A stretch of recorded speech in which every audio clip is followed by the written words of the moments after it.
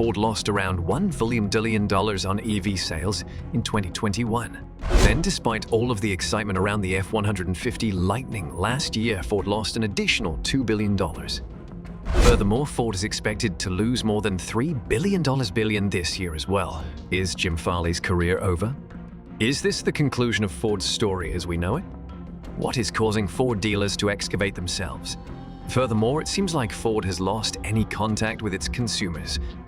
We have horrible showrooms with poor experience, ridiculous dealer markups that are killing sales, and fierce competition from all sides. Additionally, CEO Jim Farley is certain that they will be able to resolve this issue shortly.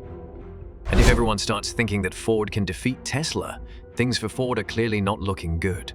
The answer: instead of producing rolling computers that cost as much as a luxury automobile at retail, start producing cars that people can depend on.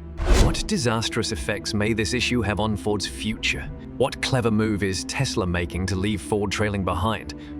We'll explain everything that has gone wrong with Ford and the reasons why it may eventually shut its doors forever in only 10 exciting minutes. Ford's fate is apparent. Ford Motor Company, once the shining light of the American car industry, is now experiencing an unparalleled identity crisis. This is best seen by the company's disastrous effort to switch to electric automobiles. This is a gigantic mess that is unfolding in real time like a catastrophe film. The automotive behemoth Ford recently divided its fleets into Ford Pro for government and commercial fleets, Ford Blue for internal combustion engines, Ford Next for mobility solutions and future technology, and its current Ford Credit financing services. Is this an effort at openness or evidence of their battle to stay relevant in the automobile industry of the 21st century? The data, after all, doesn't exactly provide a positive image. According to Morgan Stanley's Adam Jonas, the highly anticipated model, the electric car business is expected to lose money for at least a few years. He projects negative gross margins of between 10 and 20 and adjusted EBIT margins of between 20 and 30. Put simply, enormous, heartbreaking losses totaling billions of dollars. Ford has declared its bold hope that it will have 8 margins on EVs by 2026. However, according to Deutsche Bank's Emmanuel Rosner, reaching that target would be especially challenging as the Model E unit alone is predicted to lose an astounding $6 billion by 2022.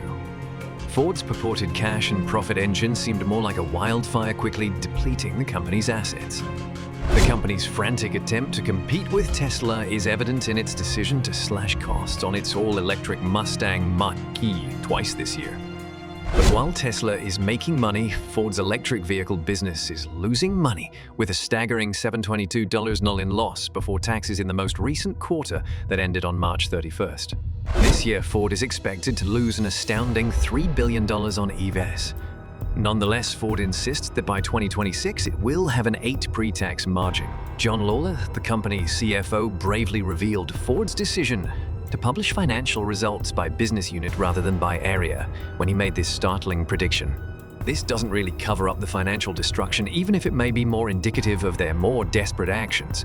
Ford had predicted that its first generation of EVs will start to earn a profit by 2024, but that date is getting closer and closer to the distant past. With a pro forma loss of $2.01 billion in the most recent year and a predicted cumulative 3-year deficit from 2021 to 2023 of an astounding $6 billion to 2023 of an astounding $6 billion, Ford's road to profitability in the EV market is an uphill battle akin to Mount Everest. Given sales, why is Ford losing money? First of all, as we'll discuss later in this video, their dealerships are having crazy happenings that are the reason for their dropping sales. Subsequently, Ford's profit margins are being harmed by the wide market appeal of its electric cars, as well as the high production costs. In spite of this, Ford's approach seems to center on reducing structural expenses from its conventional company in order to increase profits. However, one can't help but wonder how long this juggling act is going to persist.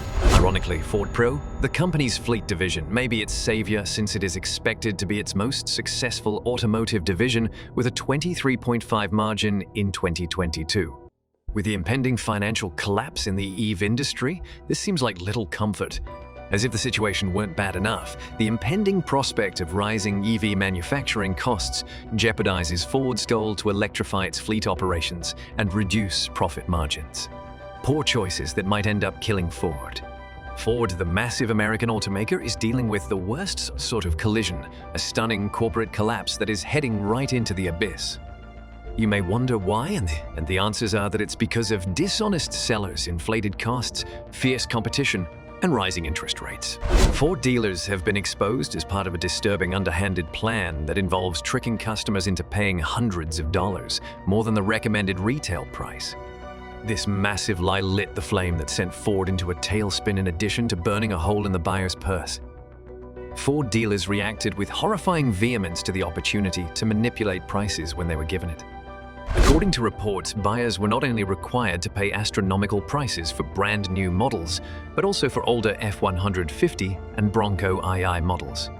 In fact, some shops charged up to $10,000 more than the recommended retail price for these vehicles.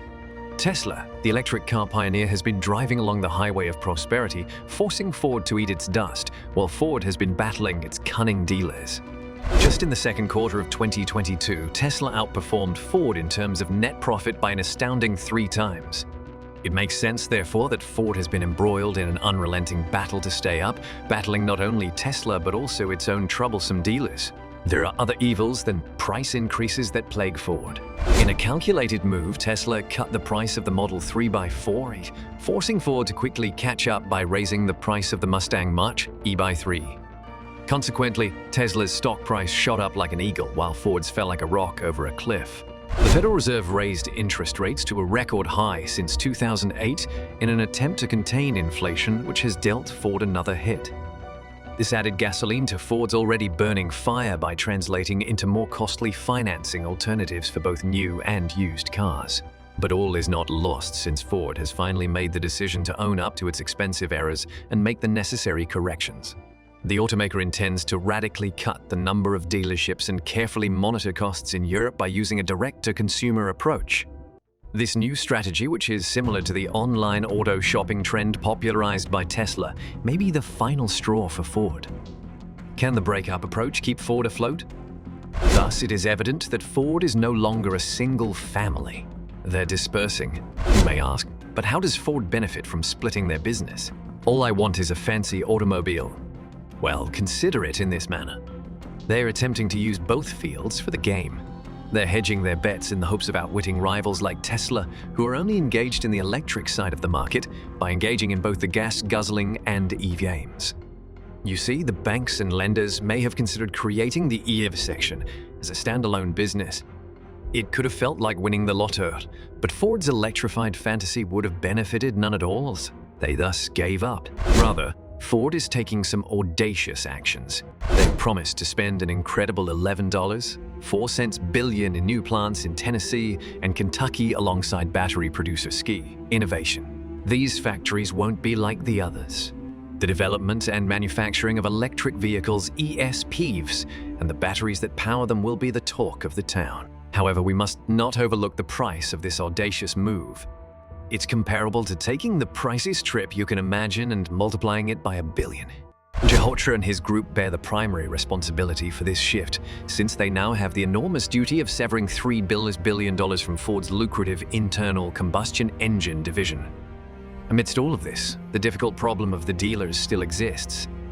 Dealers have been reluctant to join the EV trend despite the rising sales of these vehicles.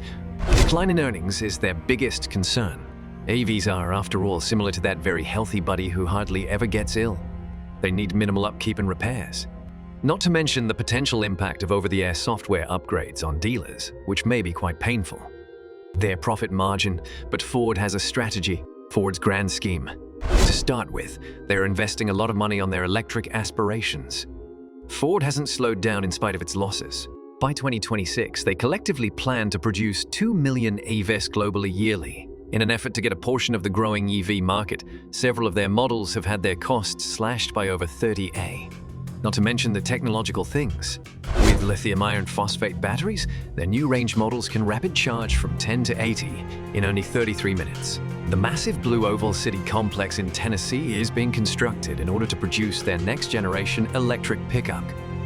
An existing facility is being transformed in Ontario, Canada, to produce more sleek electric vehicles and batteries.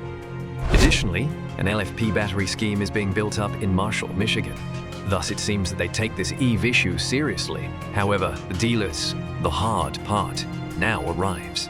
Jim Farley, the CEO of Ford, is trying to get dealers to reduce the price of delivering an electric vehicle to a client by up to $2,000. Ford is also thinking about offering a limited inventory model in which buyers place an order and Ford sends the car straight to their home. The strategy is to compete with direct-to-consumer EV businesses such as Tesla. Ford's grandiose intentions are beset with many issues in this high-stakes game. Will dealers accept the plan and put up the required funds? Will Ford's risk be profitable? And the crucial query, is Ford really capable of outperforming Tesla? Please share your opinions in the comments section below. And we salute your attention if you have followed us this far. Let's continue the discussion in the space provided for comments below. For more automatic updates, don't forget to subscribe to our channel. Everything is fine.